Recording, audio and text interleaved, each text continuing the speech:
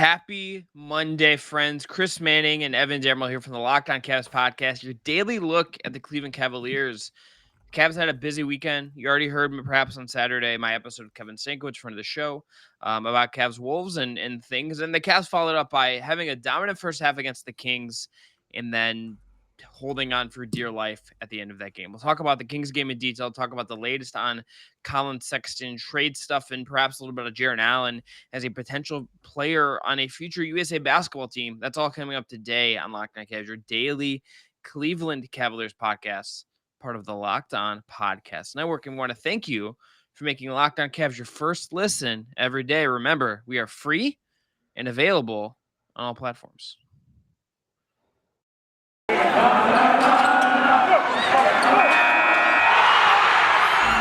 You are Locked On Cavs, your daily Cleveland Cavaliers podcast. Part of the Locked On Podcast Network, your team every day.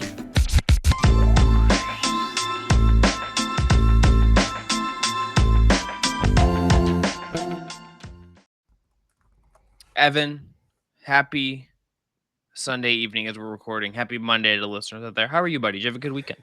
I did have a good weekend. Also, happy birthday to recording artist and queen Taylor Swift as this episode comes out. So, Swifties, if you're listening, hit that subscribe button. Get us over to 1,000. Ashley Bastock, the best beat reporter for the Cavs at Cleveland.com. Hey, get your army on us. Also, it's Pick a Pathologist Pal Day, National Horse Day, and National Cocoa Day. So, rare for T Swift to be around, but I'm good, man. I had the weekend off. I went down to Columbus to check out the zoo lights. Went to a very nice restaurant / distillery. Did a little more Christmas shopping. My bank account's hurting, but the holidays are almost here. How are you? How is your bank account hurt when you have that unlimited that money to buy like 9 Cybertrucks? You know what I mean? Well, I try to stay modest, stay humble. As you can see, like this is the recording studio apartment, like not a studio apartment. It's a recording studio that I use as an apartment for when I want to do the show. I have a monorail like right down the hall that I ride over to my bedroom every night at the the Finnegan complex. So it's I don't know, man. You know, just how was your weekend? Good episode with Kevin, by the way. I enjoyed it. Listening to it on my drive home. I can't believe you made your significant other listen to Locked On Cavs in the car. Well, she slept, so I was just good. Well, yeah. Okay, so because the boring drive from Columbus to Cleveland is like mind-numbingly boring, it's tough. It's very tough. Honestly, hot take. A good reason to move the charge from Canton to Cleveland is like it saves the players when they have to come up to Independence for practice or team stuff or like go down to the city. It just like saving them that not fun drive up 77. Just saying, no one likes driving on the highway. Route 8's got some pretty views. At least you go to the CVNP at that point. Yeah, but like if you just like aren't from the area and you throw on Google Maps, like you're going up 77, and that's not great. Anyway, Cavs Kings on Saturday was a hoot and a half. It was nuts in the first half. Cavs just kind of came out through everything they had at Sacramento and then kind of had to hold on for dear life a little bit down the stretch. In this one, Okoro had 20 points and 7 of 19 shooting. Allen had 19 points and 11 boards. Mobley had 15 and 15, which is just obscene. Darius Garland had 16 and 7 of 17 shooting to go with 6 assists. Go with 13 assists and 3 steals versus 5 turnovers. Kevin Love had 11 off the bench. Osman had 18 off the bench. Rubio had 15 off the bench and hit a couple threes late in the fourth when the Cavs just desperately needed some offense. Dean Wade had 0 off the bench. Just include him on the stat sheet. Okay, you did that, not me. Anyway, the Cavs, Evan, get to 16 and 12 with this one. I guess my big takeaway here is that like the Cavs look like a team that absolutely like unloaded every bit of energy they had in the first half, right? Came out, everything blazing, everything going, and then like we're like, oh, we won this game, and then like had to like realize that they didn't have it quite sewn up when the Kings came out and like punched back to start the second half. I think they carried a lot of that momentum that they had in Minneapolis the night before too, because they kicked the teeth into the Timberwolves as well. It was a very dominant effort on Cleveland's part, TBQH. I mean, like they lost in terms of scoring by 4 points to Minnesota in the second half, but really just pushed it into them really quickly and like made Karl Anthony Towns just question his career choices at that point too. But, a 7 from 3 for Cat's really rough as well. But I feel like they carried a lot of that momentum from that game to the second half, at least in the first half against Sacramento. They tie a franchise record for most points scored in the first half. I believe it was 80, 81 points overall. Darius Garland had a career high in assists. This Cavs team just really exerted all their effort, the maximum effort they had in general, and just really an impressive game overall for Cleveland. They're beating bad teams. They're beating the teams they should be beating, and they aren't really letting down against they're not playing down to their opponents, and they're winning impressively. Chicago was a team that was playing not a lot of their key players. The game they should have won. Minnesota's not a very good team, especially with D'Angelo Russell out. The Kings aren't a very good team. These are 3 quality wins for Cleveland, and proving that hey, they're not a part of this bottom feeders group. Maybe they're not quite yet a contender. I mean, they are a Colin Sexton away from being a contender, but they're right there. They're right there in the middle, and they're trending upwards, which is really encouraging to see. Yeah, the Cavs again won a game that they could have blown. And look, the first half was just one of the craziest bits of stuff that I've seen them do offensively. I mean, they were in full control of that game. I mean, Darius Garland was was manipulating defenses in a way where he was pausing on as he came into lane off a screen and then would place a lob properly. Everything just kind of cruised. I mean, they won the first quarter by 13 and the second quarter by 16. And it was oh, this is the second game in a row where it feels like we know the outcome. Sort of late. And I would guess, Evan, that if we're looking at if there's a big takeaway from this, if you're JB Bickerstaff and the coaching staff, I would sort of guess that you're look, guys, we understand you're feeling great right now. You're playing really well. You're doing really stuff. But you could see him just getting progressively annoyed as the game went on the sidelines of just being like that the intensity was just gone. And I think if you're Darius in the situation, if you're Evan, if you're maybe to a lesser degree Jarrett, but kind of really more than anyone probably Garland and Mobley, understanding that yes, there are some nights where you are going to be able to take your foot off the gas and just kind of cruise a little bit.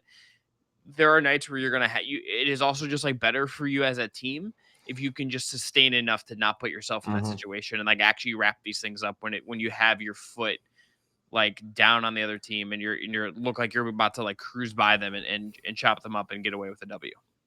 Yeah, no, and I guess credit where credit's due to JB.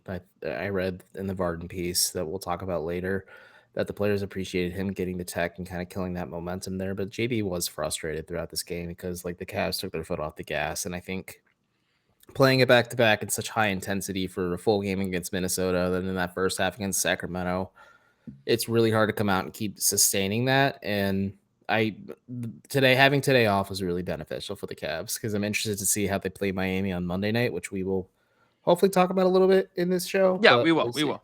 Okay.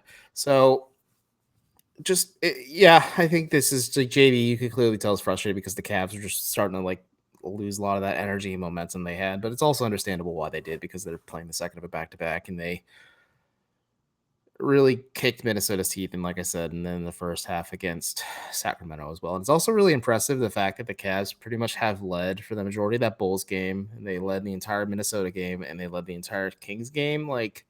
That's a pretty impressive streak in its own right. So I wonder if hopefully the energy doesn't pitter off like it did in the first half, and it just kind of continues to trend upward. Yes. So some tricky stuff there. So let's get into the Heat game in the second segment. Evan, I have a fun stat about where the Cavs are at right now if they can win that Heat game. And we'll see where that goes. But let's take a break. After the break, we'll get into Cavs Heat. We'll talk a little bit more if there's anything else from these games we get into before we turn our attention to Sexton. But first, we have some ad reads, and Evan, you're going to tell everyone about our friends at DirecTV. I do. Does this sound familiar? You've got one device that lets you catch the game live, another lets you stream your favorite shows. You're watching sports highlights on your phone, and you've still got your ex-girlfriend's login for Netflix. Well, I want to tell you about a simple way to get all that entertainment you love without the hassle, and a great way to finally get your TV together. It's called DirecTV Stream, and it brings your live TV and on-demand favorites together like never before so that you can watch your favorite sports, movies, and shows all in one place. That means no more juggling remotes and no need to buy another device ever again. And the best part, there is no annual contract. So get rid of the clutter and the confusion and get your TV together with DirecTV Stream. You can learn more at directv.com. That's directv.com. Compatible device required. Content varies by package. All right, Evan, I'm going to tell you a couple things about this Heat thing. First, injury-wise for Miami, Jimmy Butler not traveling with the team due to that tailbone injury, and Bam Adebayo is obviously out, and they won't have Caleb Martin because he's in the health and safety protocols, and Victor Oladipo. And so this isn't going to, again, not be the full-strength Heat team that the Cavs just beat in Miami. Here's the other thing. Mm-hmm. This is from Matt Lewell, who runs a really great trivia thing in the Greater Cleveland area called Three Roads Trivia that you should go check out if you're like particularly if you're a West Side or in the Lakewood area. Matt's a good dude. He texted me this first thing this morning, and he's just the king of these kind of obscure stats. So, if the Cavs beat the Heat tomorrow night, if they beat them on Monday, so if you're listening to this, it's today. Taylor Swift's birthday. Blessed be. If the Cavs beat the Heat, it will be the first time the franchise has been more than 5 games or more over 500 without a certain LeBron James since December 23rd of 2000. Okay? That's bizarre. It's 21 years. Less than that, 20 years because that's crazy. Mm-hmm. What that just tells you, we've said this a lot. We've talked about this a lot. You and I have talked about this, like, not on the show a lot. The Cavs history goes hand in hand with LeBron James. The last 20 years, and specifically like a lot of the Dan Gilbert era, the success has been LeBron James. The success has been driven from the kid from Akron, right? This isn't like the same level of success as like them making the finals, beating the Warriors, all that stuff. Like, not going there, obviously, but to at least get to a point where like you can be like a little bit over 500 at a certain level without that guy in your roster for the first time since like I was like 7 years old is crazy. It's crazy. Yeah, it is. I mean, like, also to put in perspective, the Cavs have never made the playoffs under Dan Gilbert's ownership without LeBron on the roster. So it's either futility or LeBron just happens to be drafted here or feels a little nostalgic / wants to kind of prove a point that he can win a title without the Heat. So who knows? But at the same time, that is a wild stat to think about. And if you guys are looking for something to chat about at the water cooler, whether virtually or in office with the mask on, if you're not vaxxed, that's a fun one to share. And also, again, folks, the Cavs are fun too, and tickets are still dirt cheap. So get on that while you can. Maybe it's like as some of the organization are NFT enthusiasts.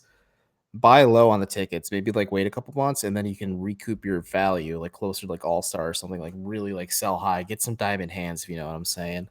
Okay. Let's turn Cavs tickets into GameStop stock. Let's flood the market. That was not an ad read, but you came close there, buddy. I appreciate you. Here's some of the names from this 2001 Cavs roster. Chucky Brown, Bimbo Coles, Michael Hawkins, Zydrunas Ilgauskas, Jim Jackson, Brevin Knight, Trajan Langdon, Chris Mim, Andre Miller, Lamond Murray, J.R. Reed, Wesley Pearson, Robert Tractor Trailer, and Clarence Witherspoon. Those are just like some of the names in that roster. Let's look at how that Cavs season ended, though. They went 30-52. Yeah, Matt also texted us follow-up to this was the Cavs team won 15 of their first 22 and then won 15 of their last 60. So not good. No, it's not good. What was their net rating? Because Cavs fans like to talk about the Cavs' current net rating. I don't know. I didn't go this far. I know. I'm just teasing, but I'm gonna this is when they drafted Jamal Crawford and traded him for Chris Mim. Oh God, that's not a good trade in retrospect. Nope. Evan took, but this Cavs Heat rematch. The Cavs obviously again went into Miami, won in there for the first time in a long time. What are you looking for in kind of round 2 of this? Just kind of seeing if the Cavs again can carry this momentum that they've had for the majority of the Bulls game, all in the Minnesota game, and the first half against Sacramento, where like they've been playing hard.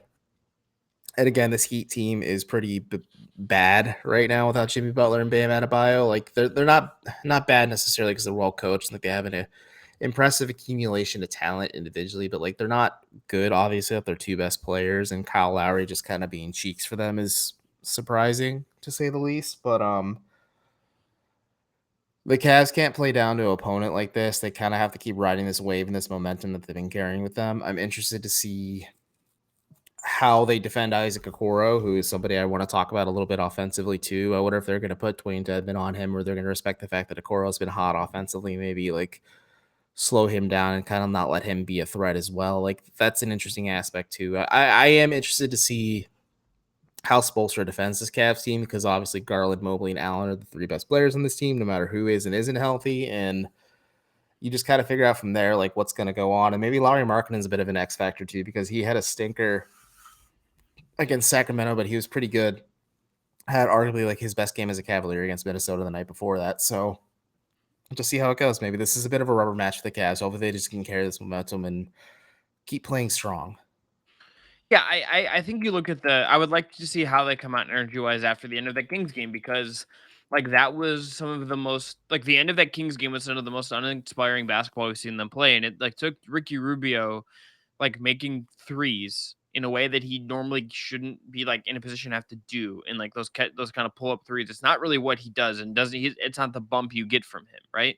So like it was just this thing. It's like I don't know how we kind of got to the end of this year, like they kind of collapsed in that way, but like that's going to be a hard way to win that kind of game against just a team that is better. The Cavs are 4.5 point favorites in this game, according to BetOnline. So like that is they're in another situation here where they're actually favorites again. I believe it's the third game in a row that they've been favorites, which I'm sure is the first time that has happened all year. Because they were 1 point favorites on the road against Minnesota, like 6.5 point favorites against the Kings, and then they're favorites against Miami. So like things are kind of going well for them right now in win. Yeah. But I do just want to see how they respond after kind of like the pressure. Like this is like a good little tease for like us talking more about the Sexton trade stuff. Like you could see how you could like watch the end of the Kings game when the Kings were like full court pressing the Cavs and made it really hard on Darius to get to have to create everything on his own, and to even Darius just getting the ball off him and inbounds pass. Like Davion Mitchell was just like up in his grill. He's pretty And good. Davion Mitchell's good. He's one of those dudes that like I saw at Summer League, and yes, at Summer League, but I saw him like just eat up James Bouknight and just like ate him up in Summer League, and I was like, yeah, this dude's defense like is pretty great. He seems pretty real here. He seems like kind of Yeah. like the real deal. Yeah, but like you watch this and like the pressure was so on the Cavs that it was like you could see how you could talk them yourself into being like, oh, we need someone else on this roster to like ball handle and help us like relieve pressure. Like even if it's not like your lead guy and Darius and Rubio are still going to be like your main kind of ball handlers on this team, you could totally see a world where you look at that and say like not panic and make a panic trade over that, because that's not what would happen, but like you just analyze the roster in that kind of context and look at it and say, okay, we need another guy that can put the ball in his hand and create and dribble and like be comfortable in those situations, because like Okoro had the best weekend he's had all year. That's not what he does. Mobley isn't there in terms of doing that in those situations yet. Spanish national team Ricky Rubio really doesn't exist. No, like I mean, like the 2 threes he hit late in this game that were key were like shots that he has not been hitting since that Knicks game. Like he has come down to earth as a shot maker, but he's still doing the other stuff. But you could see where it's like you could poke your ears up and be intrigued, let's say. All right, Evan, let's go into one more break. We'll come back. We'll talk about the latest in Sexton. We'll talk about Jared Allen as a Team USA player. But first, got to tell everyone about our friends at Built Bar. Built Bar, as you know, is the best tasting protein bar out there on the market. They have so many amazing flavors. They have raspberry, mint brownie, cherry, double chocolate, cookies and cream, or peanut butter brownie. They have a ton of other ones as well. Built Bars are going to give you that extra fuel you need to bust down those mall doors and battle those holiday shoppers. Or if you're just, need a little protein after a hard workout, this is the kind of the snack that you can go to and help keep you going. Throw it in your jacket or your purse, your coat. You never know when you're going to need it. And look, if you need a stocking stuffer, get a mixed box, spread them out amongst your friends and family, and let them stock up on the sweet gift of protein and gains. And if you want to cozy up with something warm, here's a little holiday secret from our friends at Built Bar. Take your Built Bar and dip it into a cup of hot cocoa. Let it melt a little bit and give your beverage a little bit of that Built Bar flavor and a little bit of that melty Built Bar to go with it for you. Go to Built.com, use the promo code LOCKED15, that is LOCKED15, and you'll get 15% off your order. Again, use that promo code LOCKED15. Also, got to tell you about our friends at BetOnline, the official betting partner of the Locked On Podcast Network. BetOnline is the best place for you to go get where you can get all the props, odds, and lines. And there's more than ever before as the football season continues the march to the playoffs. BetOnline remains the number one spot for all the sports action this season. Head to their new updated desktop or mobile website to sign up today and receive your 50% welcome bonus on your first deposit. All you got to do is use the promo code LOCKEDON to receive that bonus. From basketball to football to the NHL to boxing to UFC. Like, if you bet on UFC with BetOnline over the weekend, Juliana Pena was the third biggest underdog to ever win a UFC title fight. Could have cashed in on that if you would have placed on your bet at BetOnline. They've favored Vegas casino games, and so you shouldn't wait to take advantage of all the amazing offers available for the 2021 season. BetOnline is the fastest and easiest way to bet on all your favorite sports, and that's BetOnline where the game starts. Use that promo code LOCKEDON to get that 50% welcome bonus. Okay, Evan, our last little segment here. Mm-hmm. Do you want to do Jared Allen first, or do you want to do Sexton first? Well, the Sexton thing's a lot to unpack, and the Jared Allen thing kind of feels like a short footnote. So let's leave this small one and leave with the big one for the end, so keep people interested. Okay, so I would just say International Tower City, International Thin Towers, International. I don't know if I like Thin Towers because those eventually collapsed. So well, John, friend of the program, Jonathan Charks, is putting it out there, and Charks is good. So shouts to Charks. Okay. Check out him and also from the program, Kyle Mann. They relaunched the new version of their prospect show and development show on the Ringer. Go check that out. It's really good. Yeah, it's very good. Those guys are great. That and this is coming from a guy who doesn't listen to basketball podcasts that often. That and Nerder with Dave DeFore. Even though he shouted at Justin Carter, those are my two fit. That's also my favorite pod. Dave, you picked the wrong pod just because I had him on. That's all. Carter's great. Justin. Anyway. Speaking of, let's check up on the breakup score. Check. But here, so Jared Allen to me, the Bombers are losing 19-10. Winnipeg, poor Winnipeg. What are they going to do?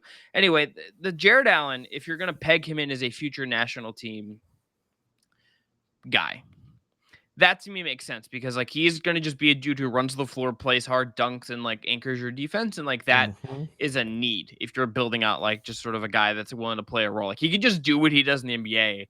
In some shape or form and do it at the international His game level. Translates really well to FIBA ball. Yeah.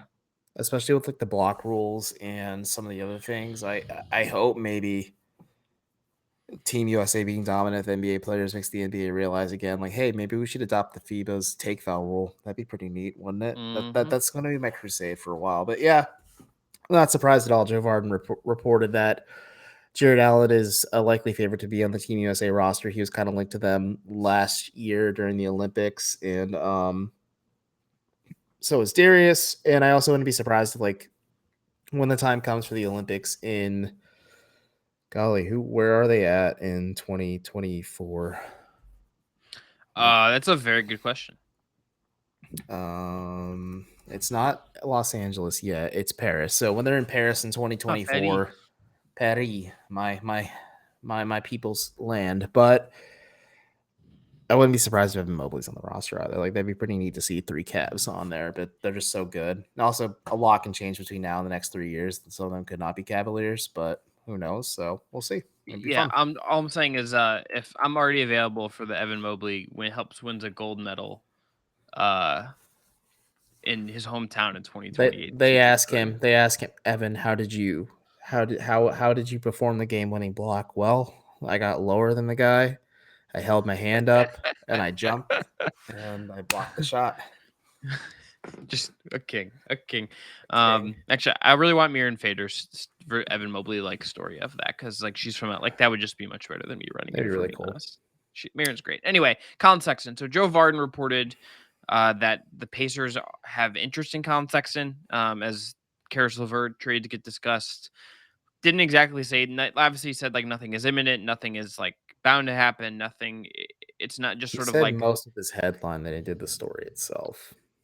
Yes. Basically, the Pacers like could theoretically be interested in Colin Sexton. Does that mean anything? Yeah, no, it doesn't mean much. I think a lot of teams will probably be interested in Colin. I think I talked about this in Write Down Euclid a little while back. Like, there are going to be teams who are interested in Colin. I think he's going to be a big factor for the Cavs in terms of how much money is he looking for in free agency next offseason, because he will be a restricted free agent, but he's coming off knee surgery.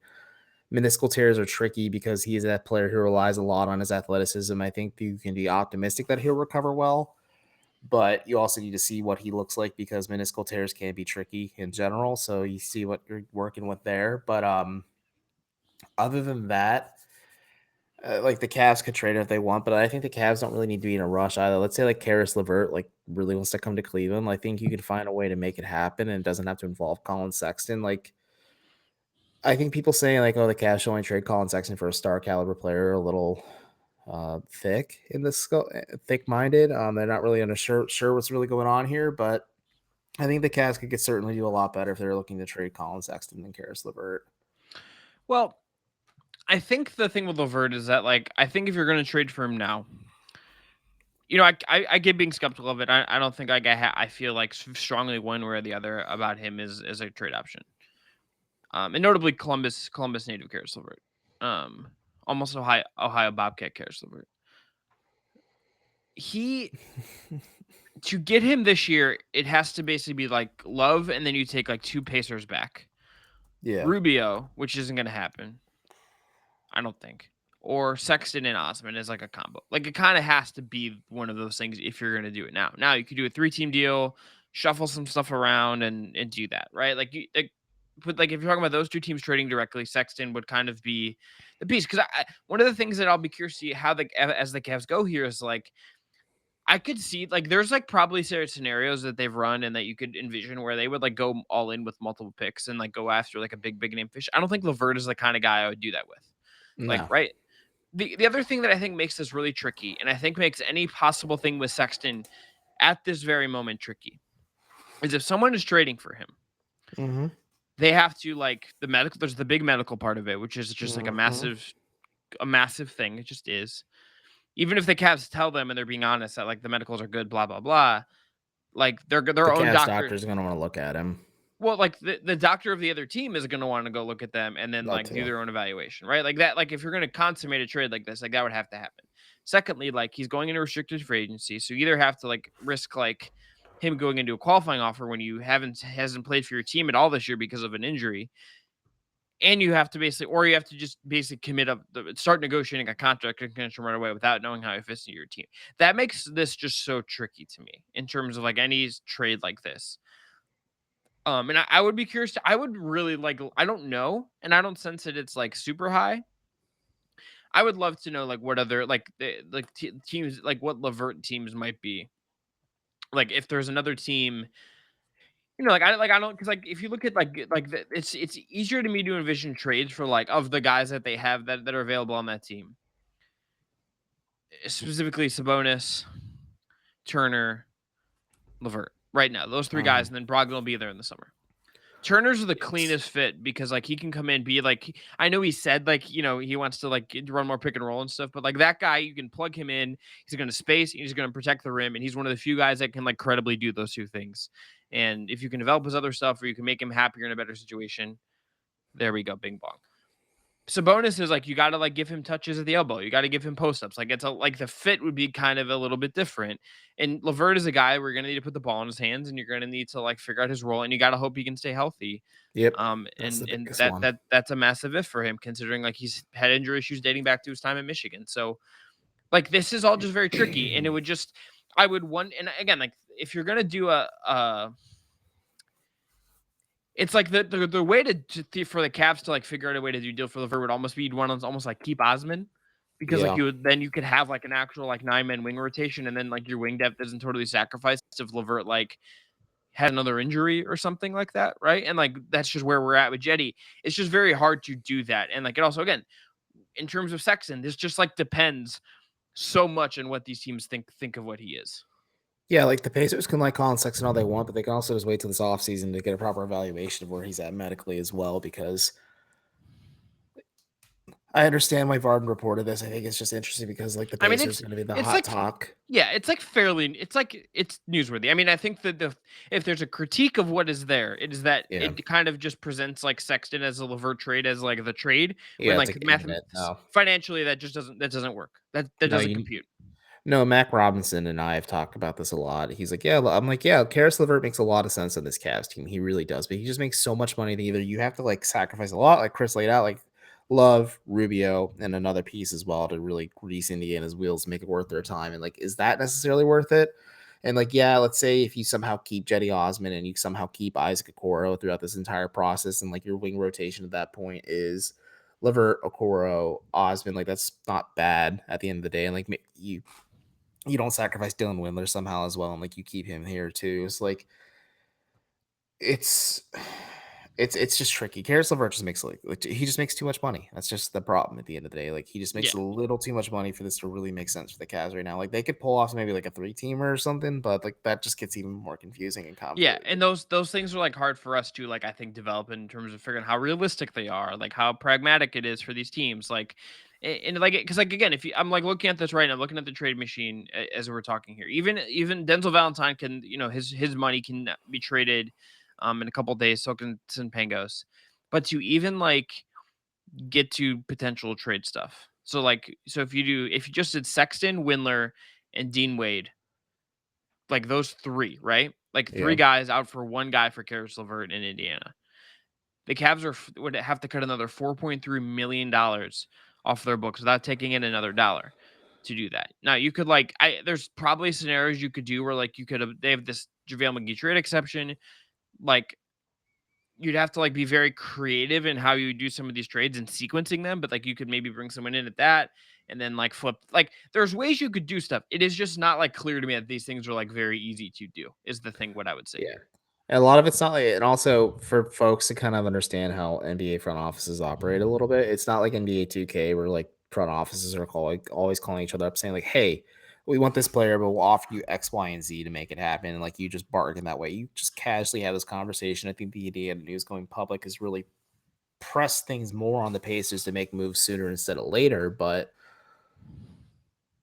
like, I'm not saying like Kobe Altman's calling up Indiana right now saying like, hey, for Karis LeVert, will you take these 3 players? They're like, hey, we'd be interested in acquiring Karis. We'd like to maybe like work out a trade or something like that. And you like go back and forth for like weeks on end to figure this out. Like the Cavs like have been working on a Karis LeVert trade this like entire season, and maybe it comes to fruition or maybe it doesn't. And that's just how it is at the end of the day. Yes. Okay. So, Evan, we're going to wrap up here. I have a bit. I told you when we started recording, we're going to bit. Now, friend of the program, my buddy Ben Colvin, said something to me Saturday evening when we were watching Cavs Kings that has really stuck with me. Two Okay. Kings watching the Cavs play the Kings. Gotcha. 2 Kangs watching the Kangs play the Cavs. He said to me, and I'm paraphrasing, that he just said this out of the blue. I don't know what brought this to his brain. Okay. Ersan Ilyasova looks like Sir CC. And this is a benefit of going on YouTube. That's why they're in our overlay section. So there's Ersan. Look at the chin. Look at the chin. Okay. And then here's Sir CC. They have the same chin. No, Sir CC has a clear divot in his chin. Okay, but kind of the same chin, okay? I guess I see it. Or something like so is a name I haven't heard in a while, so it caught me off guard. Yeah, you were just like, why are these two things in our assets chamber on Restream as we're recording? Yeah, that's the thing that was really tripping me up is like, why are they here? And then because I'm like, I know like why the jerseys are there because we talked about like the Conrad Burry like mock up and stuff. But like, folks, if you're watching at home, like here's Ersan, here's Sir CC. I think I mean, if we flip back and forth fast enough, you can see it like or something, but I don't. It's the wide. Like, I guess I kind of seal it, but it's the there's the divot, but too. like yeah, that's what I'm saying. The longer I looked at it, the more it made sense to me. You know, it's starting to make sense to me too. And I've been Ersan pilled, as people might say. So as I might say, yeah. So yeah, let us know. Let them know, as they might say, if you too think Ersan Ilyasova and Sir CC look. If you're listening on audio right now, you don't even know what we saw. So go subscribe on YouTube and tap in and listen to to us on YouTube for these visual hijinks. Pretty much. Like, yeah, if you're watching us on video, be sure to subscribe to us. As always, I'm Evan Damerl. He's Chris Manning. I'll be there for Cavs Heat tomorrow. Chris will not. I'm being a big wife guy, so how dare he live in domestic bliss. But until next time, guys, see you then. Go Cavs. And if you need a good second listen, check out Locked On Bets with Lee Sterling and your boy Q. And third listen, Locked On Browns, Jeff Floyd breaking down Cavs Ravens. We'll be back tomorrow, Evan, talking about Cavs Heat. So stay tuned. Subscribe.